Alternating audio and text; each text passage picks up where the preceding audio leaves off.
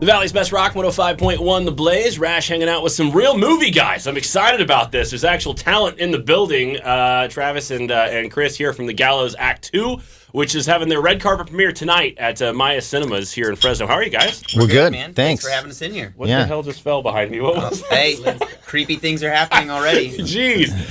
So welcome in, guys. Congratulations on the movie. I know that the first one was a big deal when that was released back in, that was like 2015 when you guys did that first one. Yeah. Did a lot of the shooting for that first one here locally, right? That's right. All of it, yeah. All of it was done right here in Fresno. Is the same deal for the second one, or what was your process here? It is, actually. We shot everything for the sequel here in Fresno, Clovis, a little bit in Madera, Carruthers even, but yeah, all Central Valley.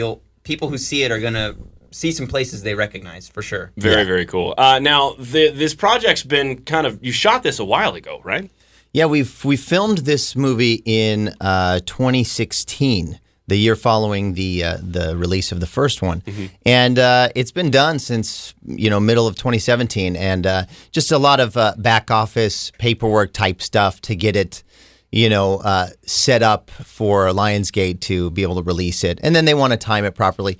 And a lot of things are changing in the industry. It's strange. You'll see movies releasing in different venues and platforms, and Netflix will take a huge Scorsese movie and just release it then, and then he'll rip on the Marvel Cinematic Universe, and they'll fire back, and they'll be like, "Hey, what's your problem?" And then we get a Hollywood fight. It's great.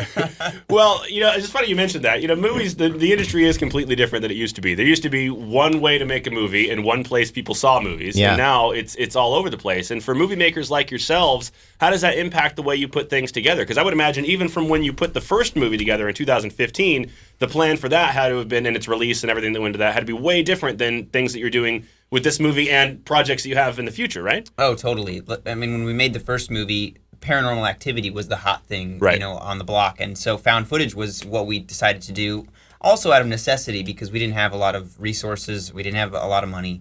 So we needed to make something cheap. But today, it's a very different landscape. It's kind of a blessing and a curse, because there's on one side, there's a big hunger for content. Everybody's got their streaming service now, and everyone wants content, especially horror content.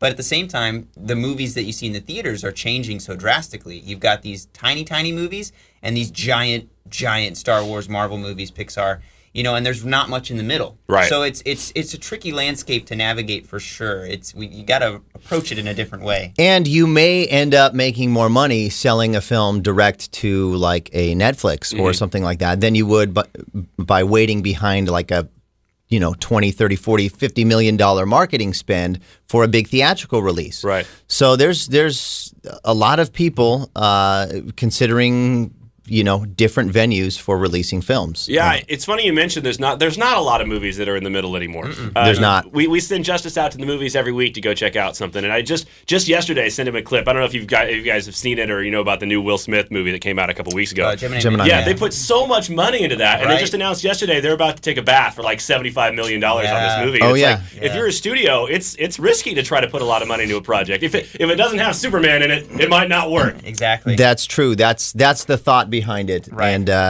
But you may end up having a movie like the Cloverfield Paradox, where they made the movie for like $40 million or something like that.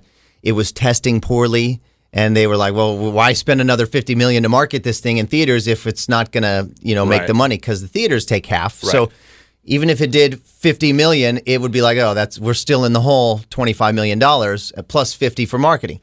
So they ended up selling it straight to Netflix for like $50, making $10 right off the bat, and then they did one $2 million Super Bowl commercial saying, "Hey, guess what's streaming on Netflix right after the game?" Yeah. And boom, everyone watched it. It was crazy. Well, which is what's cool about what we're doing here in Fresno. Our movies so far have been so small in budget that we've been able to be profitable and have success with our films because they're so tiny, and we're able to use the Fresno and Central Valley community to help us make things that look like they cost millions and millions of dollars, but they're actually not. They're less than $1 million in most cases. Very, very cool. All right, so tell us. We can talk about the movie business forever. Let's talk about your movie. What's different about this one, not just story-wise? Well, let's start there. Let's start with the story of this movie. If people saw the first one, they know how it ended. What's going on now? So this movie is... The Gallows Act II is very different. I'll say that. It's different in style and story. Our story picks up with a totally different character, totally different location, And it's kind of an expansion of the universe more so than a direct sequel.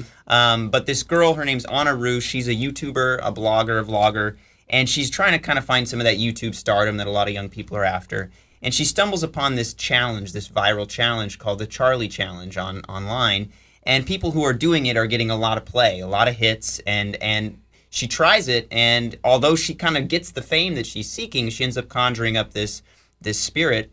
And lo and behold, of course, it's our hangman, Charlie Grimmel. Horror movie things ensue. Yeah, of course. And we think it's cool because it kind of speaks to some of the dangers of social media and the dangers of some of these online challenges. Relevant, topical. Yeah. I like that. How about stylistically? How is it shot? Because the first one, as you mentioned, the first one was done in a very specific way. Is this similar or different? This is totally different.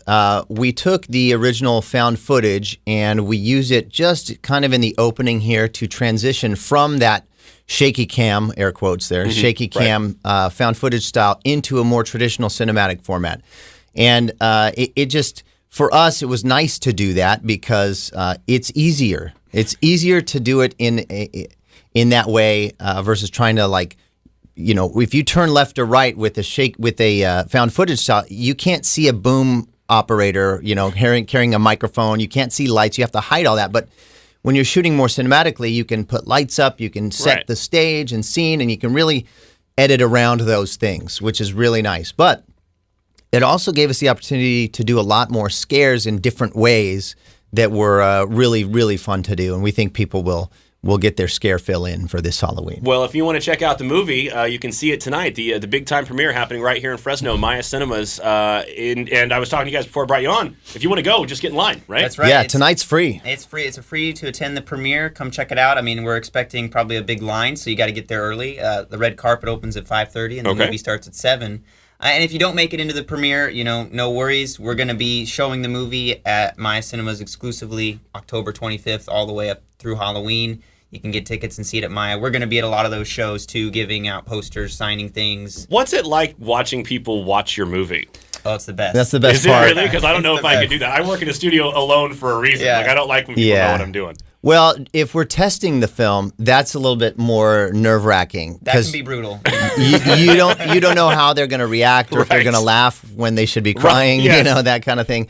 But if that turns out good and then you're ready to show it to people, it's very exciting. It's fun. Getting to scare people where you intended to scare them, seeing their reactions and the fun time they're having it's great. I feel like everything I put together would turn into The Room. Everything would be that. Well, guys, I appreciate you coming in today. Good luck with the movie. After the release, after it finishes its theatrical run, you can pick it up. I'm assuming Amazon and online places. Yeah, like that. it'll be streaming on Amazon as well. Friday, actually. This Friday. And if anyone wants to follow us or participate in anything we're doing, the best way to do that is go to Tremendum.com and become an insider, or just follow our social media stuff at Tremendum Pics. Right on. The Gallows Act II. Get there early tonight for the red carpet premiere. We don't get a lot of that kind of stuff in Fresno, so check it out at Maya Cinemas. What time did you say? About 5 o'clock? 5:30, the red carpet opens, yep. All right, guys. Thank you very much. Congratulations on the work. Thank you. Man.